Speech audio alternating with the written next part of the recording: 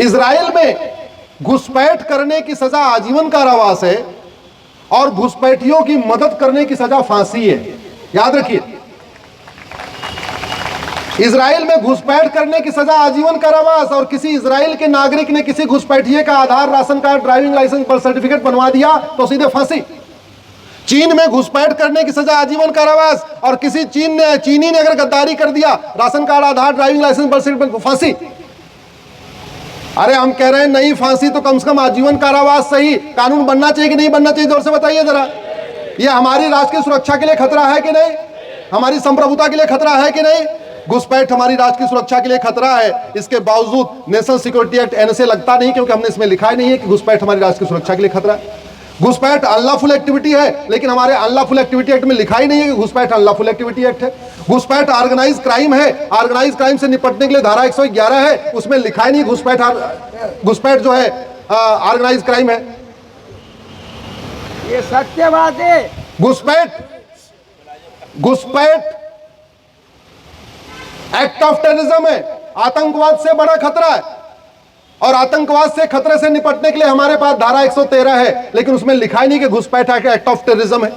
घुसपैठ अपने आप में वेजिंग वॉर है, इनडायरेक्ट वॉर है, हमारी संप्रभुता के लिए खतरा है। इसलिए अब समय आ चुका है, जैसे इजराइल में कानून है घुसपैठ के खिलाफ, जैसे चीन में कानून है घुसपैठ के खिलाफ, वो व्यवस्था भारत में लागू किया जाए, तब जाके घुसपैठ रुकेगी। नहीं तो डेमोग्राफी ऐसे बदलती रहेगी। मैंने पहले ही कहा 9 राज्यों की डेमोग्राफी बदल चुकी है, 200 जिलों की डेमोग्राफी बदल चुकी है, 1500 तहसीलों की डेमोग्राफी बदल चुकी है, भारत के बॉर्डर की 300 तहसीलों की डेमोग्राफी बदल गई है, आपके उज्जैन की भी डेमोग्राफी बदली है, आपके खरगोन की भी डेमोग्राफी बदली है, आपके बुरहानपुर की भी डेमोग्राफी बदली है, आपके भोपाल की भी डेमोग्राफी बदली है।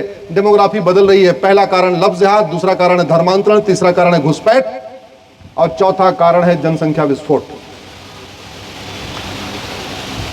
आंसू और अली एक साथ पढ़ते थे, 8वीं तक आंसू और अली एक साथ पढ़े। आंसू आगे पढ़ने लग गए, आए इंजीनियरिंग वगैरह किया, बाद में सुप्रीम कोर्ट की वकालत किया और आंसू के टोटल 2 बच्चे। अली ने 8वीं के बाद पढ़ाई नहीं किया, शादी हो गई। अली के टोटल 11 बेटे, 3 बेटियां, टोटल हो गए 14 बच्चे। आज की डेट में आंसू के घर में कितने वोटर? 4।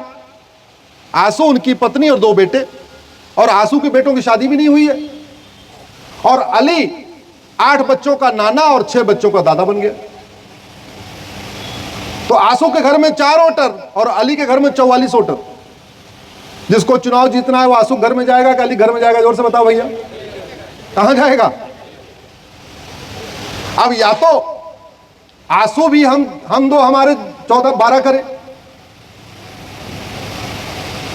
और या दूसरी तरफ हम दो हमारे दो सबके लिए मैंडेटरी हो। नहीं हम दो हमारे दो तो हम दो हमारे 3 सही। भाई अगर 2 बेटियां हो गई तो भारत में एक सिस्टम है कि एक बेटे के लिए लोग चाहते हैं चलो तीसरी बार छूट दे दिया, या किसी को दूसरी बार जुड़वा हो गया तो भी तीसरे का छूट। तो हम दो हमारे दो, नहीं तो हम दो हमारे 3 सही। जनसंख्या नियंत्रण कानून बनना चाहिए कि नहीं बनना चाहिए? जोर से बताइए जरा, जोर से बताइए, बनना चाहिए कि नहीं बनना चाहिए? सांसद जी तक आपकी आवाज पहुंचनी चाहिए, आपके दिल की बात पहुंचनी चाहिए। हम दो हमारे दो, नहीं तो हम दो हमारे 3 सही। जनसंख्या नियंत्रण कानून बनना चाहिए कि नहीं बनना चाहिए? इस समय 90,000 बच्चे रोज पैदा हो रहे हैं माननीय सांसद जी, उसमें 45,000 हिंदू हैं और 45,000 एक्स हिंदू हैं।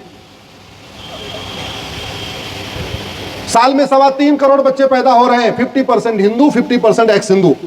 एक पंचवर्षीय योजना में जब तक आपका कार्यकाल पूरा होगा 17 करोड़ बच्चे पैदा हो जाएंगे, 50% हिंदू, 50% एक्स हिंदू।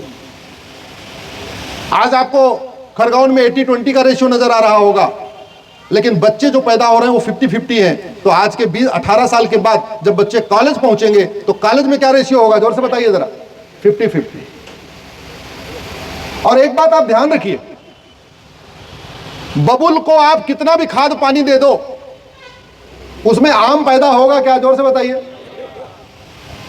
ज्यादा खाद पानी दोगे जो कांटा छोटा छोटा था वो बड़ा बड़ा हो जाएगा। इसलिए आम और बबुल एक साथ सर्वाइव ही नहीं कर सकते। आम के बगल में बबुल लगाइए, बबुल के बगल में आम लगाइए, 2 साल के बाद सूखेगा कौन सा पेड़? जोर से बताइए जरा। आम सूख जाएगा, बबुल रहेगा। आप भेड़िया के बगल में हिरण बांधिए या हिरण के बगल में भेड़िया, 2 दिन बाद वहां क्या मिलेगा, जोर से बोलिए जरा, भेड़िया। या तो हिरन पलायन कर जाएगा जान बचा के, और नहीं तो खत्म हो चुका होगा, कन्वर्ट हो चुका होगा, भेड़िया बन चुका होगा। कुछ चीजें हमें प्रकृति से सीखनी चाहिए। गाय अपने पूरे जीवन में कितने बच्चे देती है, जोर से बताइए जरा, 5। और गाय एक बार में कितने बच्चे देती है, 1। गाय एक बार में कितने बच्चे देती है, 1। और पूरे जीवन में कितने, 5। सूअर एक बार में कितने देती है, कितने, और जीवन में कितने बार देती है, 10। एक सूअर एक बार में मिनिमम कितना देती है, 10, और जीवन में कितने बार देती है, 10। तो एक सूअर के टोटल कितने बच्चे, 100, और गाय के टोटल कितने बच्चे, 5। गाय सूअर का मुकाबला कर सकती है क्या, कर ही नहीं सकती। जिसकी जितनी संख्या भारी उसकी उतनी हिस्सेदारी। अब एक तरीका यह है कि गाय में आप इंजेक्शन लगा के कोशिश करो कि 5 के बजाय 7 कर दे, 8 कर दे, और नहीं तो ऐसा कुछ सिस्टम बनाओ कि भैया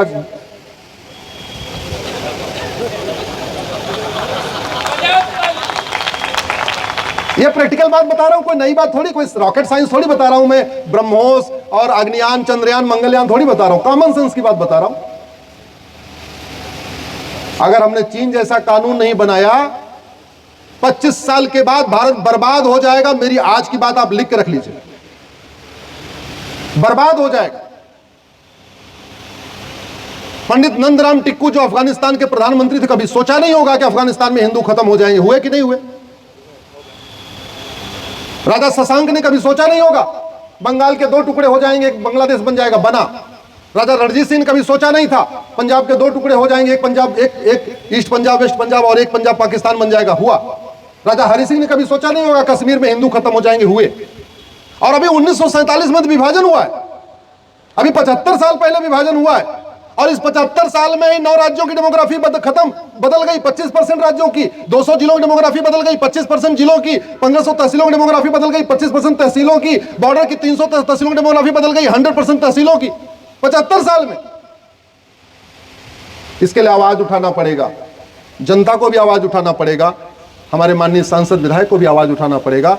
और इसको दूसरे तरीके से आप देखिए, हमारे पास दुनिया की मात्र 2% जमीन है, और जनसंख्या हमारी दुनिया की 20% हो चुकी है, यानी हमारे पास चारपाई 2 है और सोने वाले 20 है। हमारे पास दुनिया का मात्र 4% पानी है, और जनसंख्या दुनिया की 20% हो चुकी है, यानी 4 गिलास पानी है और पीने वाले 20 है। सरकार जब तक 2 करोड़ रोजगार देती है, 10 करोड़ बेरोजगार पैदा हो जाते हैं। सरकार जब तक 2 करोड़ लोगों को एम्प्लॉयमेंट जनरेट करवाती, 10 करोड़ बेरोजगार बढ़ जाते हैं। जब तक 2 लेन की सड़क बनती है, 4 लेन का ट्रैफिक आ जाता है। हमारे दिल्ली से गाजियाबाद के लिए 14 लेन का एक्सप्रेसवे बना था, माननीय प्रधानमंत्री जी को, सांसद जी को पता होगा, माननीय प्रधान ने उद्घाटन किया। जब बना तो बड़ा मजा आया, हम भी उसी पे रहते हैं। वो दिल्ली से मेरठ के लिए बना, हाँ भैया चलो 14 लेन का बन गया, अब तो बढ़िया होगा। वो जितना पहले 4 लेन में ट्रैफिक था, उतने 6 लेन में ट्रैफिक हुआ, उतने 8 लेन में ट्रैफिक हुआ, और अभी 14 लेन का उतने ट्रैफिक है। क्यों? जनसंख्या इतनी बढ़ती जा रही, इतनी बढ़ती जा रही, पूछो नहीं।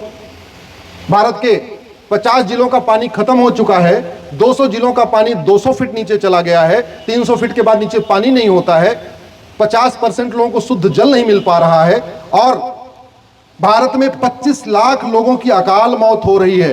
10 लाख लोगों की अकाल मौत होती है air pollution, water pollution, noise pollution, land pollution, plastic pollution, thermal pollution के कारण। और जो भारत में पोल्यूशन बढ़ रहा है, इसका मूल कारण जनसंख्या विस्फोट है। साल में 2 लाख लोगों की मिलावटखोरी के कारण मौत हो रही है, अकाल मौत हो रही है। इस मिलावटखोरी का मूल कारण जनसंख्या विस्फोट है, क्योंकि डिमांड ज्यादा है, सप्लाई कम है, इंसान तेजी के साथ बढ़ रहा है, गाय की संख्या उस तेजी के साथ नहीं बढ़ रही, भैंस की संख्या उस तेजी के साथ नहीं बढ़ रही है। तो आपका सारी समस्याओं के अगर एनालिसिस करिए, जल जंगल जमीन की समस्या, रोटी कपड़ा मकान की समस्या, गरीबी भूखमरी कुपोषण की समस्या, प्रदूषण की समस्या, air pollution, water pollution, noise pollution, बेरोजगारी, जितनी समस्याएं, इसमें 50% समस्याओं का मूल कारण जनसंख्या विस्फोट है। चीन हमसे 3 गुना है क्षेत्रफल के मामले में, इसके बावजूद उसने हम दो हमारे दो लागू किया, बाद में हम दो हमारे एक लागू कर दिया, फिर बाद में हम दो हमारे दो की छूट दे दिया, और 60 करोड़ बच्चों को पैदा होने से रोक दिया। इसलिए चीन विश्व गुरु बन गया, विश्व महाशक्ति बन गया। अमेरिका का क्षेत्रफल हमसे 3 गुना ज्यादा है, जनसंख्या अमेरिका की 33 करोड़ है, हम 150 करोड़ हो चुके हैं। कनाडा का क्षेत्रफल हमसे 2.5 गुना ज्यादा है, जनसंख्या 4 करोड़ है, हम 150 करोड़ हो चुके हैं। ऑस्ट्रेलिया का क्षेत्रफल हमसे 2.5 गुना ज्यादा है, आज जनसंख्या उसकी 2.5 करोड़ है, हम 150 करोड़ हो चुके हैं। ब्राजील का क्षेत्रफल हमसे 2.5 गुना ज्यादा है, वो 22 करोड़ है, हम 150 करोड़ हो चुके हैं। रूस हमसे 5 गुना बड़ा है, जनसंख्या उसकी 15 करोड़ है, हम 150 करोड़ हो चुके हैं। चीन हमसे 3 गुना बड़ा है, फिर भी वहां पर डे 45,000 बच्चे पैदा होते हैं, भारत में पर डे 90,000 बच्चे पैदा हो रहे हैं। अमेरिका हमसे 3 गुना बड़ा है, पर डे वहां 10,000 बच्चे पैदा हो रहे हैं, भारत में 90,000 बच्चे पैदा हो रहे हैं। जनसंख्या नियंत्रण कानून के बिना किसी भी समस्या का समाधान कर पाना मुश्किल ही नहीं, नामुमकिन है। इसलिए अब समय आ चुका है, जनसंख्या नियंत्रण कानून बनाया जाए, धर्मांतरण नियंत्रण कानून बनाया जाए, घुसपैठ नियंत्रण कानून बनाया जाए। और सारा कानून बन गया लेकिन सजा जल्दी जल्दी नहीं हुई तो बेकार है। बीमारी कैसे ठीक होती इसको समझिए। हॉस्पिटल बहुत अच्छा हो लेकिन डॉक्टर गड़बड़ हो, बीमारी ठीक होगी क्या? जोर से बताइए जरा। हॉस्पिटल भी अच्छा, डॉक्टर भी अच्छा, दवाई गड़बड़ हो, बीमारी ठीक होगी क्या? नहीं। हॉस्पिटल भी अच्छा, डॉक्टर भी अच्छा, दवाई भी अच्छी, लेकिन दवाई का डोज कम है। जहां 600 मिलीग्राम 600 mg का डोज देना है, 200 mg का डोज दिया जा रहा है, बीमारी ठीक होगी क्या? नहीं। हॉस्पिटल भी अच्छा, डॉक्टर भी अच्छा, दवा भी अच्छी, डोज भी अच्छा, लेकिन टाइम पे दवा नहीं दी जा रही है तो बीमारी ठीक होगी क्या? जोर से बोलिए जरा। ऐसे ही आज की डेट में हॉस्पिटल भी अच्छा है, डॉक्टर भी अच्छे हैं, दवाई गड़बड़ है, दवाई बनवाना है।